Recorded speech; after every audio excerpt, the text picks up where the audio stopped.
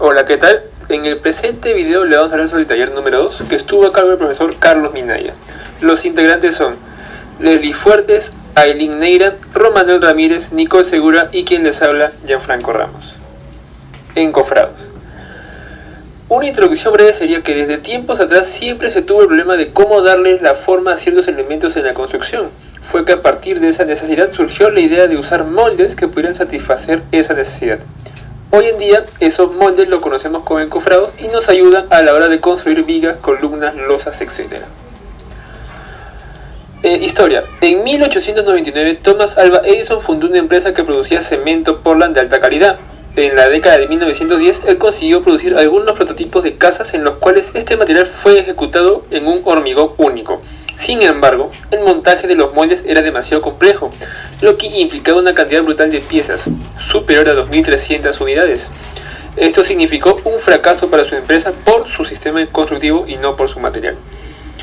Ahora vamos hasta 1967, donde el arquitecto israelí-canadiense Moshe Safdie diseñó Habitat 67, que es uno de los proyectos más aclamados en el mundo de la arquitectura.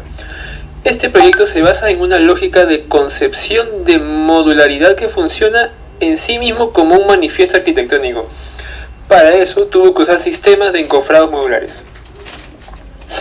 Definición de encofrados. Los encofrados cumplen la función de revestimiento de los diferentes elementos estructurales para darles la forma que se necesita. Son elementos auxiliares destinados al modelo in situ de hormigones y morteros, siendo su misión la de contener y soportar el hormigón fresco hasta su endurecimiento, sin experimentar asientos ni deformaciones, dándole la forma deseada. Tipos de encofrado. Tenemos dos tipos, encofrados horizontales y encofrados verticales. Los horizontales son aquellos que son utilizados para el vaciado de losas, forjados, vigas u otros componentes de la construcción que mantengan esta posición horizontal. Se reconocen fácilmente porque están apoyados sobre estructuras verticales, como puntales, que tienen las características de soporte de cargas. Los encofrados verticales son los encofrados que se utilizan para el vacío de columnas, muros, pilotes o pilar, entre otros, que mantienen una posición vertical. De igual forma se sostienen porque están apoyados sobre otras estructuras que le permiten mantener esa posición vertical y evitar cualquier caída o fuga del material. Proceso constructivo para un encofrado paralelo al suelo. En este caso puede ser una escalera. Primero, seleccione el ancho de la madera que va a usar según la profundidad que quiera dar al bloque de hormigón, intentando que no existan cortes entre tablas. Después, coloque dos hileras paralelas de tablas a lo largo separadas por el espacio que quiera dar al encofrado. Compruebe la horizontalidad con un nivel de burbuja. Sujete el molde con estacas de igual material y utilice carceles o madera blanca para hacer puente de unión entre tablas. Terminado el molde, rellene con un mortero de hormigón. Si es en el suelo, apisónelo utilizando un pisón. En otro caso, apriete la masa con una llana o paleta. Espere entre 10 y 12 días para que fragüe el hormigón y se endurezca. Y por último, desarme el encofrado quitando la madera de dilatación o los carceles primero y luego el resto del armazón. Entre los principales proveedores tenemos Unispan, Ulma, Alsina y Doca. Acá podemos ver algunos ejemplos de uso en obras como el encofrado de viga, encofrado de columna y encofrado de sobrecimiento. Conclusiones. Estos elementos auxiliares son muy importantes en la construcción de elementos estructurales porque nos permiten dar la forma deseada a dicho elemento. También nos permite trabajar con eficiencia y eficacia a la hora de trabajar con concreto fresco. Y las recomendaciones. Se recomienda no usar el encofrado más veces de lo que éste permita, ya que su forma se vería perjudicada y no lograríamos que el concreto se endurezca de la forma deseada. Aparte, eso también afectaría en el diseño estructural. Bibliografía. Usamos información de los artículos de los autores de Yepes, López y de la empresa Peri. Bueno, entrando en el tema del acero, se puede decir que el acero es una aleación de hierro y carbono que se utiliza para la construcción de concreto estructural, por ejemplo. Presenta características como alta capacidad para transmitir calor, corriente, presenta un peso bajo.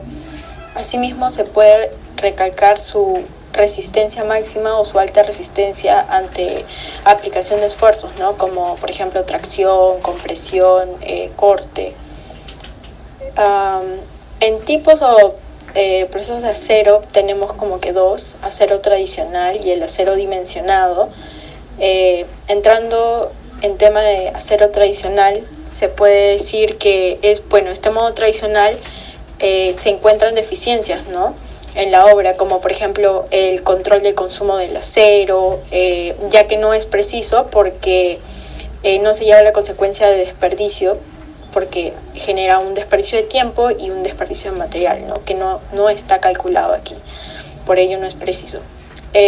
Así también genera pues una inexactitud o un trabajo no limpio debido al diseño, corte y doblado de piezas que en ese momento hacen los trabajadores, ¿no? Hablando del acero dimensionado, se adapta de acuerdo a la necesidad, ¿no?, a la necesidad que presenta la obra. Se da el planeamiento, diseño de un proceso constructivo, ¿no?, ingeniería de detalle. También pues tenemos la habilitación automatizada, que consiste pues, ¿no?, en dar seguridad, precisión en el corte y doblado de piezas, que ya lo hacen maquinarias especiales, ¿no? Y también la logística de la entrega, y los ingenieros te dan el asesoramiento pues, en el uso del producto. Tenemos tipos de estructuras: estructuras verticales, horizontales, estructuras inclinadas y estructuras especiales. En estructuras verticales tenemos, por ejemplo, lo que son las columnas, que son elementos estructurales pues, que son sometidos, ¿no?, a carga axial de compresión o tensión. Así también tenemos el muro cortante o placas, ¿no?, así se conocen, debido a que la carga lateral de un edificio producida ya sea por un viento o por sismo se transfiere de manera cortante horizontal a estos elementos ¿no?, los muros. Dada su rigidez, absorben pues, ¿no?, una buena parte de la fuerza sísmica que en ese momento se llega a producir. En estructuras horizontales tenemos las vigas y las losas, ¿no? En el caso de las vigas, estos son pues, elementos estructurales que juegan un papel importante en la construcción, ¿no? Estas vigas llegan a aportar flexibilidad, y estos pues llegan a soportar los techos y las aberturas. En el caso de las losas, juegan un papel muy importante en las estructuras horizontales, porque estas separan, ¿no?, de manera horizontal el espacio vertical que se da entre la columna y demás. Este elemento pues recibe directamente la carga, ¿no? En estructuras inclinadas tenemos las escaleras. Estas escaleras pues cuentan con un máximo de 17 pasos según la norma entre un piso y otro, ¿no? Y el número pues es mayor, se debe intercalar un descanso que tendrá como mínimo 0.90 metros de longitud. Eso es lo que nos indica la norma, ¿no? También te dice que pues en cada tramo de escalera los pasos y los contrapasos deben de ser uniformes, ¿no?, a fin de que se cumpla el mínimo de 25 centímetros para los pasos. También pues, ¿no?, para la colocación y el diseño de escaleras, todo esto debemos de tener en cuenta según la norma A.120, ¿no? Bueno, con el proceso constructivo, soy Romano Ramírez y voy a comentarles sobre eso. Empezando con el armado de las columnas de acero, tenemos que un paso preliminar que ya debe estar culminado es que ya debe estar hecho el solado, por así decirlo, porque sobre el solado se va a acomodar la columna. De ahí, el acero que se va a utilizar en las columnas debe cortarse y doblarse según las medidas que se indican en el plano de estructuras. Una columna está formada por el fierro longitudinal y por los estribos. Los estribos, bueno, son elementos doblados en forma rectangular o cuadrada que sirven para confinar a las barras longitudinales de las columnas, manteniéndolas en su lugar. El típico ejemplo para demostrar la función del estribo es, por ejemplo, si tienes una silla y una persona muy pesada se siente en ella, las patitas van a tender a abrirse, pero al colocar estribos se van a mantener confinadas y en un solo lugar. La misma función cumple el estribo para una columna. Bueno, los estribos también no tienen un rol fundamental en el desenvolvimiento estructural de las columnas de concreto armado. La norma E070 de albañilería, en su artículo 11.4, capítulo 8, referido al análisis y diseño estructural, señala que los estribos de las columnas de confinamiento podrán ser estribos cerrados con gancho a 135 grados o estribos de 1 pulgada y 3/4 de vuelta. Ahí en la imagen podemos observar en la base el solado, encima tenemos un dado que separa el fierro del solado y la columna ya ha sido levantada, ¿no? Tiene ahí las patitas y toda la altura que uno la definió, ¿no? Y los estribos colocados a cierta distancia. En los extremos están más continuos y en la parte central están a una distancia mucho mayor. Bueno, ahora sí, pasando a lo que es el tema de vigas, tenemos que vigas de confinamiento, viga peraltada, viga chata. Y bueno, cuando el muro portante es de cabeza, la viga solera o collar tiene un ancho generalmente igual al espesor del muro, pero cuando es de soga es mejor que sea 25 centímetros para evitar la formación de cangrejeras al momento de hacer el vacío de concreto. En cuanto a su altura, es la misma que la de la losa aligerada, pero no debe ser menor de 17 centímetros. El refuerzo mínimo es 4 barras de 3 octavos. Los estribos serán espaciados según lo que ordenen los planos correspondientes, teniendo en cuenta que en el centro la separación máxima es de 25 centímetros y en los extremos debe ser de 10 centímetros. Ahí en la imagen podemos ver lo que es una viga, tal como se comentó en columnas. En los extremos la separación es un poco menor y en la parte central se puede separar un poco más los estribos. Pasando al tema de losas, hay que recordar que tenemos losas macizas y tenemos también losas aligeradas. Bueno, en este caso el fierro de vigueta se coloca entre las filas de ladrillo de techo y se enganchan en el fierro de las vigas de confinamiento que van sobre los muros de ladrillo. En el caso de las losas aligeradas se puede usar el típico ladrillo de techo o también se puede cambiar por lo que es Tecnopor, ya que no aporta algo estructural a la estructura, vale la redundancia. El fierro de la losa, también llamado fierro de temperatura, se coloca sobre los ladrillos y en un sentido perpendicular a las viguetas, apoyado sobre dados de concreto de 2 centímetros de espesor, que se coloca encima de los ladrillos de techo. El fierro de temperatura también tiene como función evitar el agrietamiento de la losa. Generalmente se utilizan varillas de 6 milímetros o 4.7 milímetros y estas varillas se amarran a los bastones de las viguetas y a las vigas de amarre cada 25 centímetros de distancia. Ahora, acero en escaleras. Bueno, primero se coloca la armadura de acero longitudinal y transversal que va en el fondo de la rampa. Cabe recordar que debemos colocar dados de concreto que nos garanticen el debido recubrimiento. Luego se coloca el acero superior, bastones de una longitud que debe estar indicada en el plano de estructuras. Y en el extremo inferior y superior de la escalera deben haber mechas de acero provenientes de la cimentación o de la losa de techo según corresponda. Y estas deben cumplir con las longitudes determinadas en los planos y servirán para enganchar los refuerzos de la escalera a los refuerzos del edificio. Los principales proveedores que se tienen en el mercado tenemos a Incaferro, Aceros Arequipa, Miromina y ArcelorMittal. Conclusiones y recomendaciones. Bueno, se puede concluir que el acero es parte importante de una estructura al soportar los esfuerzos de tracción. El acero dimensionado puede traer beneficios respecto al ahorro y aprovechamiento de material. Los refuerzos transversales son muy importantes en las estructuras de concreto armado para evitar deformación y falla en las mismas, como se mencionó con los estribos. El doblado, colocación y amarre de acero son muy importantes en la etapa anterior al vaciado de concreto y al encofrado, y se concluye que se puede clasificar el acero en base a su diámetro y a su resistencia última. Bueno, se recomienda verificar la calidad del acero que nos ofrece el proveedor. Se debe verificar el diámetro del acero a usar con lo que se especifica en el plano de estructuras.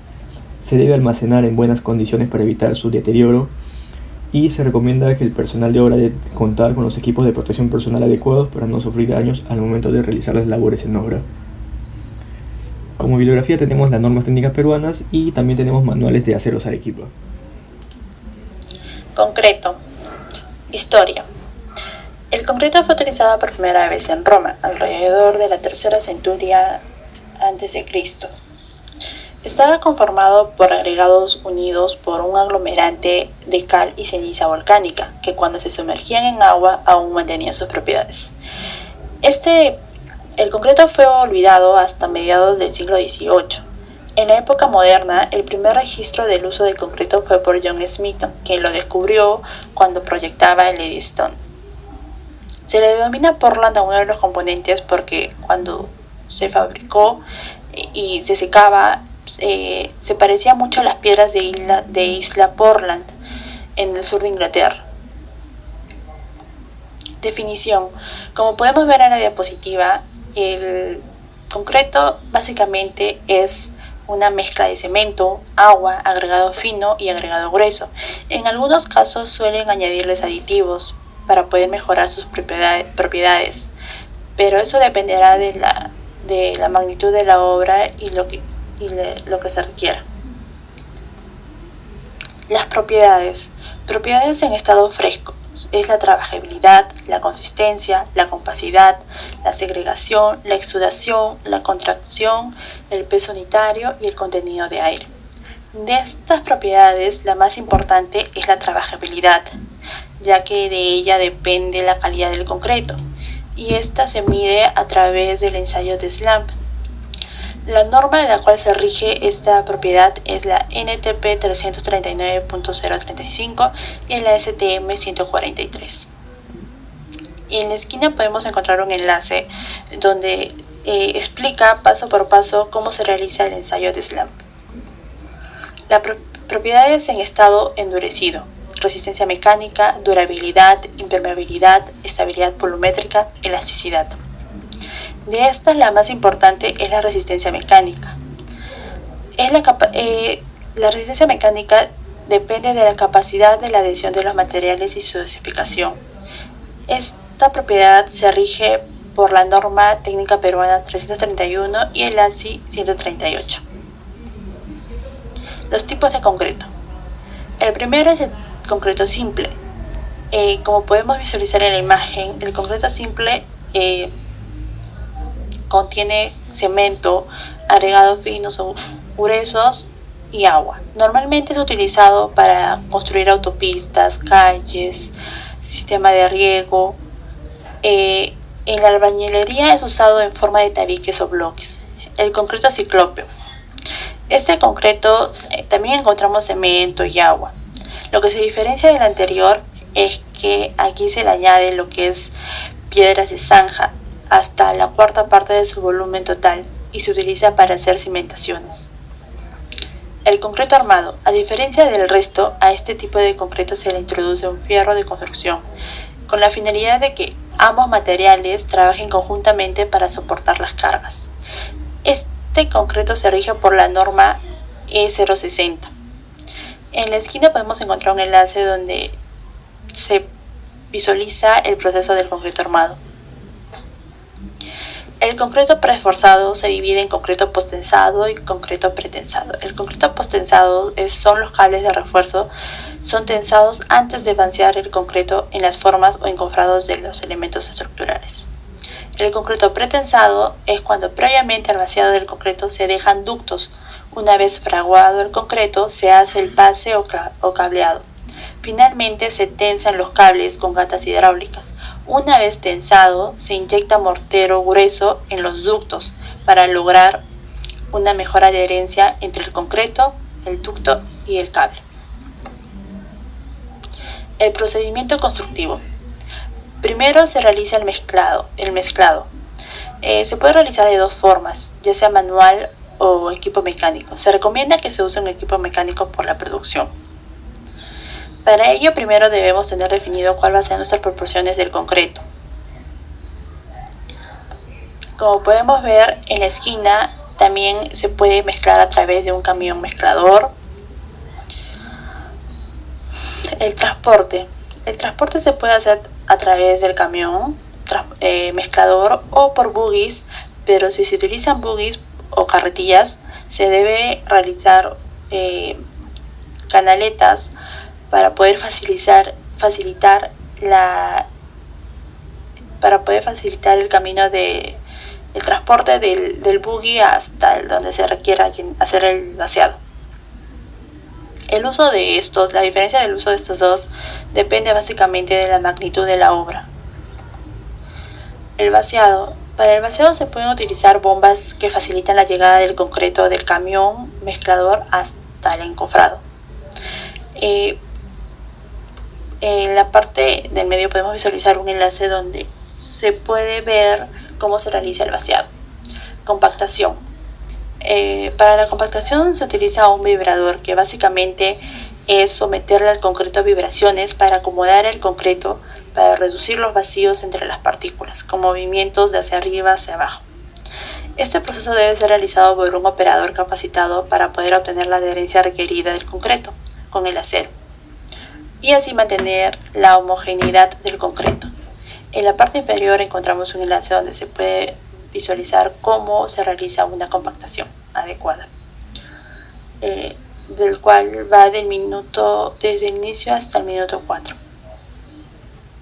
El curado del concreto. En el curado básicamente se busca mantener húmedo el concreto, ya sea por aspersión, inmersión o cubierto por materiales saturados. El tiempo mínimo de curado es de 7 días para que el concreto alcance su 70% de resistencia, ya sea por fricción o compresión, como se requiera. En el enlace inferior vamos a encontrar cómo es que se realiza el curado y recomendaciones para ello.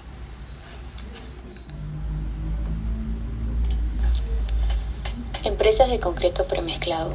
Hemos seleccionado algunas empresas como Concremax, Unicom, Economics y Mixercom. Ejemplos de uso en obra. Viaductos de Usormor, ubicado en Barcelona.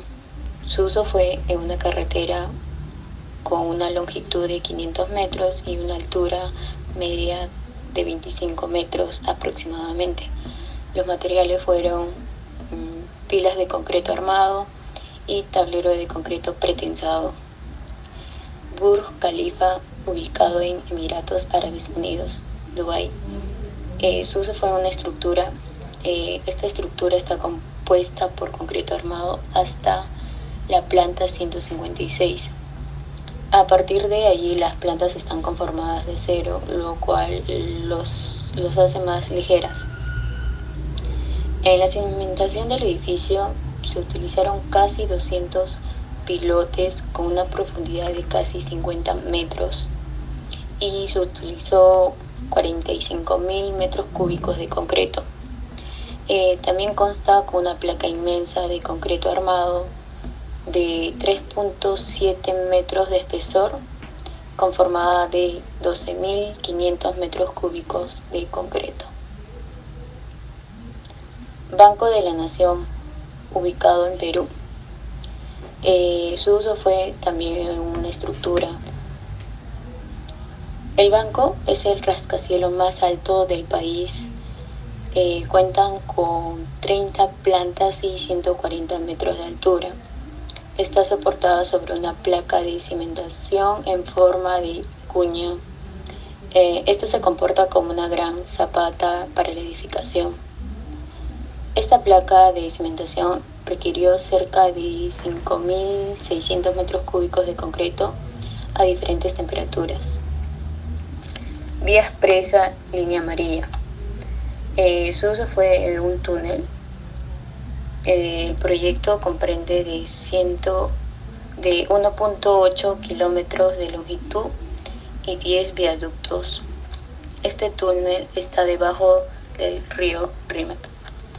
Se requirió 440.906 metros cúbicos de concreto y 355.779 metros cúbicos de concreto bombeado.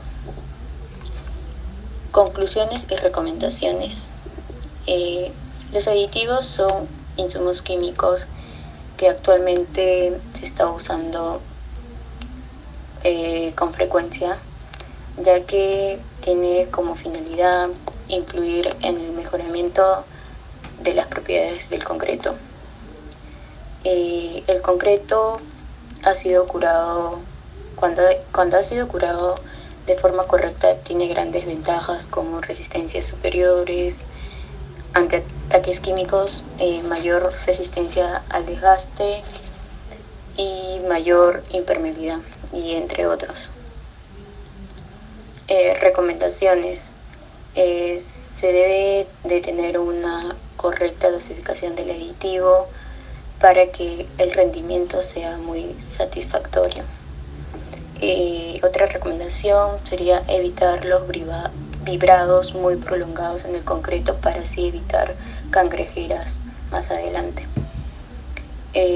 Tener una buena resistencia del concreto. Debemos disminuir la cantidad del agua. Bibliografías. Estas son algunas bibliografías que hemos contado para informarnos un poco más.